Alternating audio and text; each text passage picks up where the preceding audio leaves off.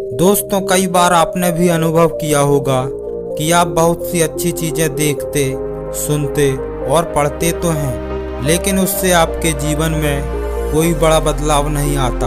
आप उस आंतरिक शांति और खुशी का अनुभव नहीं कर पाते जो आप करना चाहते हैं। तो आखिर ऐसा क्यों होता है, जानेंगे इस वीडियो में गौतम बुद्ध के जीवन से जुड़ी एक कहानी के माध्यम से।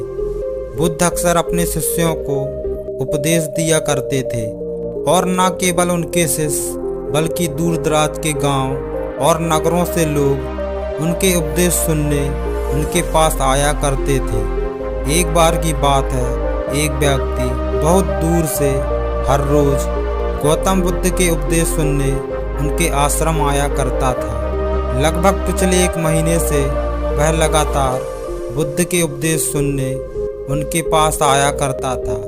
वह बुद्ध के द्वारा कही गई हर एक बात को पूरे ध्यान लगाकर सुनता, और जब बुद्ध के प्रवचन समाप्त हो जाते तो वह वापस अपने घर चला जाता। एक दिन जब बुद्ध के प्रवचन सभा समाप्त हो गई तो वह उसके बाद भी वहीं खड़ा रहा। जब सभी लोग वहां से चले गए तो वह बुद्ध के पास जाकर बोला, मैं आपसे कुछ पूछना चाहता हूँ। बुद्ध ने कहा, पूछो, क्या पूछना है? व्यक्ति ने कहा, मैं पिछले 1 महीने से हर रोज आपकी शिक्षाओं को पूरे ध्यान पूर्वक सुनता आ रहा हूँ। मुझे वो हर एक बात याद है जो पिछले 1 महीने के प्रवचन के दौरान आपने कही है, लेकिन आपकी ये शिक्षाएं मेरे जीवन में कोई भी सकारात्मक प्रभाव नहीं डाल रही। आखिर ऐसा क्यों हो रहा है? आपके उन्हीं प्रवचनों को सुनकर कुछ लोगों की पूरी जिंदगी ही बदल गई, लेकिन मेरे जीवन में कोई बदलाव नहीं आ रहा। अब तो मुझे लगने लगा है कि शायद मुझ में ही कोई कमी है। बुद्ध ने मुस्कुराते हुए पूछा, तुम रहते कहाँ हो?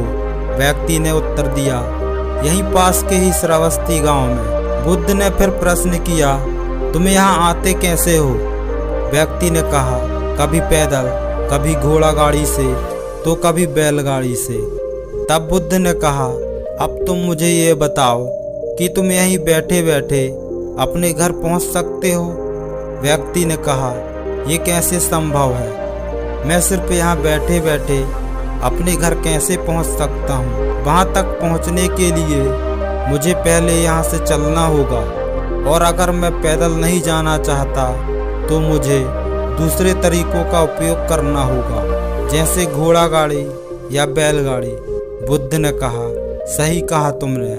सभी को अपनी मंजिल तक पहुंचने के लिए चलना ही पड़ता है। बिना चले मंजिल को नहीं पाया जा सकता।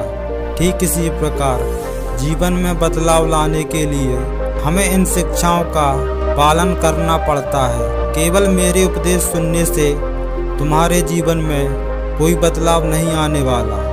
तुम्हें इनके हिसाब से चलना भी पड़ेगा।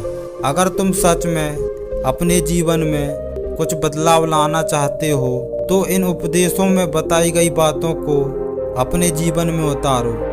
इनमें बताए रास्तों में चलो, तब जाकर तुम अपने जीवन में सकारात्मक बदलाव होता हुआ देख पाओगे। दोस्तों, इस धरती पर मानव मात्र के कल्याण के लिए जितना अधिक प्रयास और लंबी यात्रा गौतम बुद्ध ने की है, उतना ही शायद किसी और ने की होगी। अपनी ज्ञान प्राप्ति के बाद अगले 42 वर्षों तक वह लगातार पूरे उत्तरी भारत में भ्रमण कर रहे थे।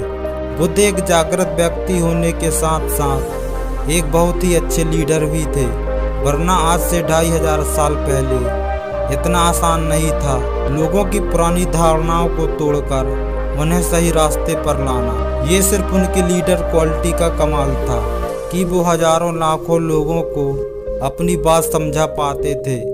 बुद्ध ने अपने उपदेशों में लीडरशिप क्वालिटी और सक्सेस के ऊपर बहुत कुछ बोला है। दोस्तों, एक ही जगह पर रुके रहने से कहीं ज़्यादा बेहतर होता है कि लगातार धीरे धीरे चलते रहना। रुके हुए लोग अपनी मंजिल तक कभी नहीं पहुंच पाते, लेकिन जो लोग लगातार कोशिश करते हैं वो एक ना एक दिन अपनी मंजिल तक जरूर पहुंचते हैं। गौतम बुद्ध कहते थे कि जब तक हम अच्छे विचारों को अपने जीवन में उतारने का प्रयास नहीं करेंगे तब तक किसी भी अच्छी बात का हम पर कोई असर नहीं होगा।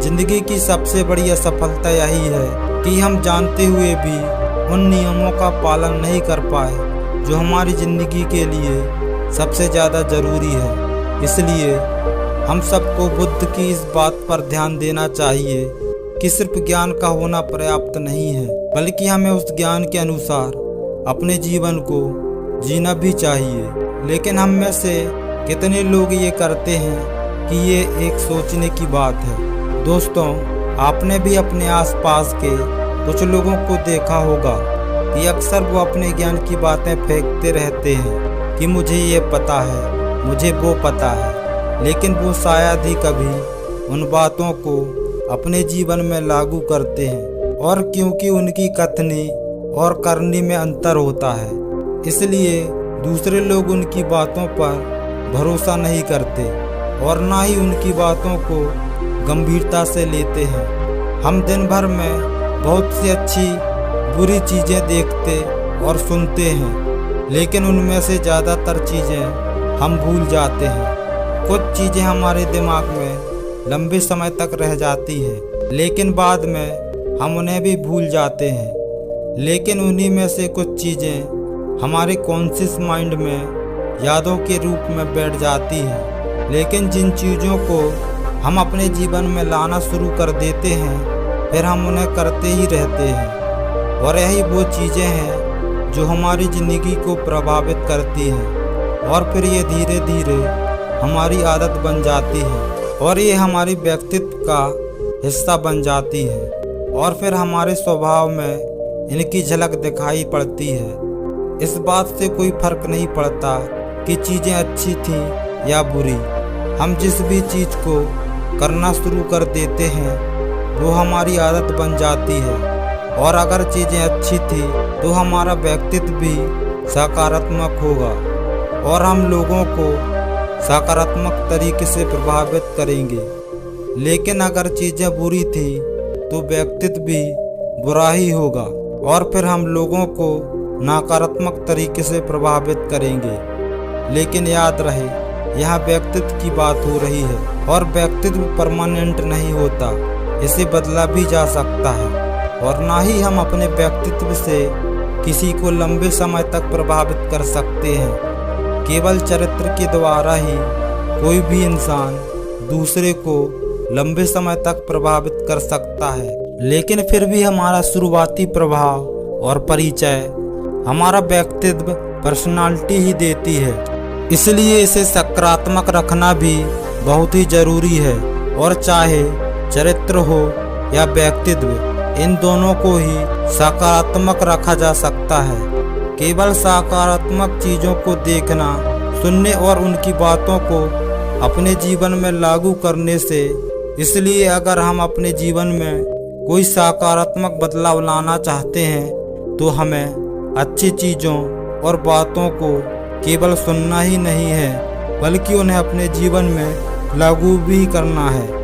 दोस्तों, उम्मीद है आपको इस वीडियो में काफ़ी कुछ सीखने को मिला होगा।